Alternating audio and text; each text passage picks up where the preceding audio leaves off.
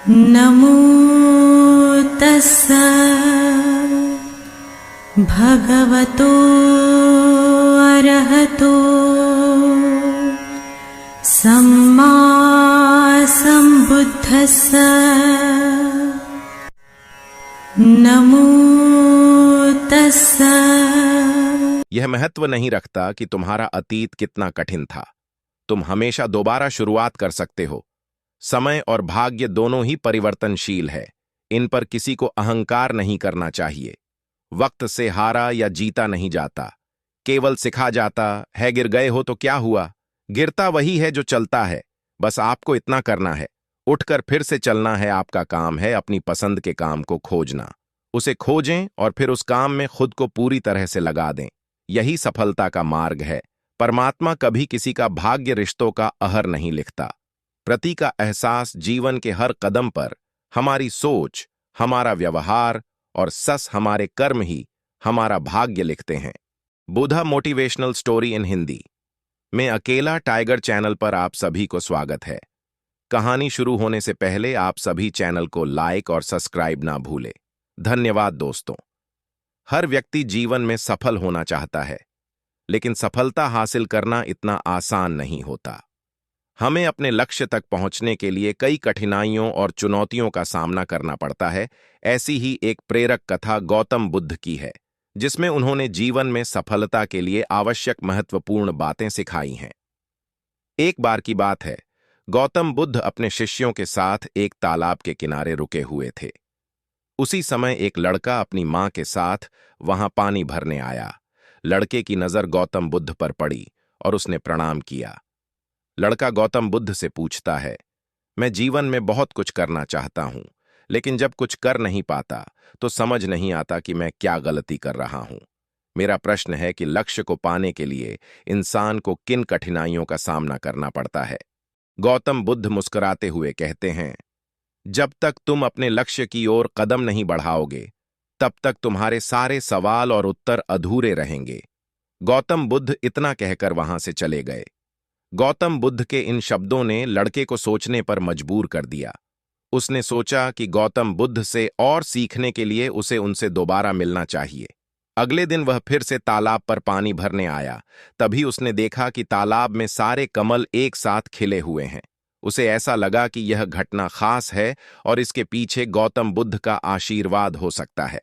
उसने एक सुंदर कमल तोड़ा और मन बना लिया कि वह यह कमल गौतम बुद्ध को भेंट करेगा। लड़के ने सोचा, मैं यह कमल लेकर गौतम बुद्ध से मिलूंगा और उनसे अपने सवालों का जवाब लूंगा। उसने अपने सफर की शुरुआत की और तेजी से चलना शुरू किया। जब वह रास्ते में आगे बढ़ा तो जंगल के पास पहुंचकर उसका मन घबरा गया। उसने पहले कभी जंगल पार नहीं किया था और उसे डर लगने लगा कि अगर वह रास्ता भटक गया तो क्या होगा। अगर जंगल में कोई जानवर उसे मिल गया तो उसकी रक्षा कौन करेगा। ऐसे सवाल उसके मन में बार बार आ रहे थे। उसी समय उसे एक घुड़सवार मिला। लड़के ने घुड़सवार से कहा, मुझे गौतम बुद्ध से मिलने जाना है, क्या आप मुझे जंगल पार करने में मदद करेंगे?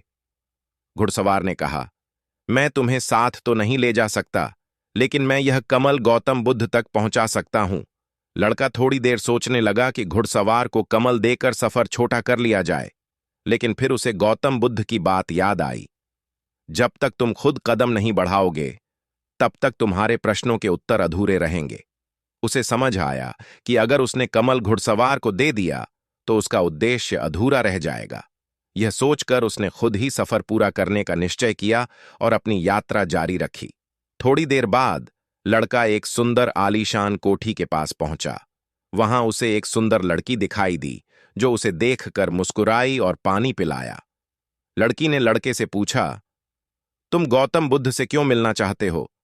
लड़के ने बताया कि वह गौतम बुद्ध से मिलकर कुछ सीखना चाहता है। लड़की ने लड़के से कहा, यह कमल तो 2 दिन में मुरझा जाएगा और तब तक तुम गौतम बुद्ध तक नहीं पहुंच पाओगे। इससे अच्छा यह है कि तुम यहीं रुक जाओ। आज शाम को यहां एक बड़ा आयोजन है, नाच गाना और बहुत मजेदार चीजें होंगी। लड़के का मन थोड़ी देर के लिए विचलित हुआ। उसने सोचा, अगर मैं यहां रुक जाता हूं और इस लड़की से दोस्ती कर लेता हूं तो जीवन मजेदार हो जाएगा। लेकिन फिर उसने अपने उद्देश्य को याद किया कि वह यहाँ गौतम बुद्ध से मिलने और अपने प्रश्नों के उत्तर पाने आया है, न कि मनोरंजन के लिए। उसने कमल को देखा और उसे गौतम बुद्ध की शिक्षाएं याद आईं। उसने तुरंत निर्णय लिया कि वह आगे बढ़ेगा और इस प्रलोभन में नहीं फंसेगा। जैसे जैसे लड़का आगे बढ़ता गया, रास्ते में उसे एक बूढ़े व्यक्ति से पता चला कि वह गलत दिशा में चल रहा है। बूढ़े ने उसे बताया कि गौतम बुद्ध इस रास्ते से नहीं गए थे। यह सुनकर लड़का निराश हो गया। उसे लगा कि उसकी पूरी यात्रा बेकार हो गई है और अब उसे वापस लौट जाना चाहिए। उसके मन में संदेह उत्पन्न हुआ, मुझसे इतनी बड़ी गलती कैसे हो गई? मैं बार बार गलतियां क्यों कर रहा हूं? लेकिन फिर उसे अपनी मां की बात याद आई, हर गलती से सीख मिलती है। उसने अपनी गलती स्वीकार की और यह सोचा कि अगर वह वापस लौटता है तो और भी ज्यादा समय बर्बाद होगा। उसने बुद्धि से काम लिया और सोचा कि नदी के किनारे चलते हुए वह सही रास्ते पर जा सकता है। लड़के ने अपनी यात्रा के दौरान कई महत्वपूर्ण सबक सीखे। उद्देश्य का महत्व। लड़के ने समझा कि जब हम अपने लक्ष्य के प्रति समर्पित रहते हैं तो हमारा रास्ता आसान हो जाता है। हर बार जब वह कमल को देखता, उसे अपना उद्देश्य याद आ जाता और वह फिर से प्रेरित होकर आगे बढ़ता। इच्छाओं पर नियंत्रण। लड़के ने यह भी सीखा कि इच्छाओं को नियंत्रित करना कितना महत्वपूर्ण है। अगर वह उस लड़की के मोह में फंस जाता तो उसकी यात्रा वहीं रुक जाती और वह कभी अपने सवालों के उत्तर नहीं पा सकता था। स्वयं पर विश्वास। लड़के ने सीखा कि खुद पर संदेह करना सबसे बड़ी रुकावट है। जब हम अपनी गलतियों को स्वीकार करते हैं और उनसे सीखते हैं, तब हमारी बुद्धि और विवेक बेहतर तरीके से काम करते हैं। लड़के ने खुद को बार बार याद दिलाया कि हर गलती में एक सीख छिपी होती है। 2 दिन की लंबी यात्रा के बाद लड़का आखिरकार गौतम बुद्ध तक पहुंच गया। उसने धैर्यपूर्वक अपनी बारी का इंतजार किया। जब उसकी बारी आई तो उसने गौतम बुद्ध को वह कमल भेंट किया। बुद्ध ने मुस्कुराते हुए कहा, यह कमल बहुत सुंदर है, पूरी तरह खिला हुआ है। तुमने इस यात्रा के दौरान बहुत कुछ सीखा है।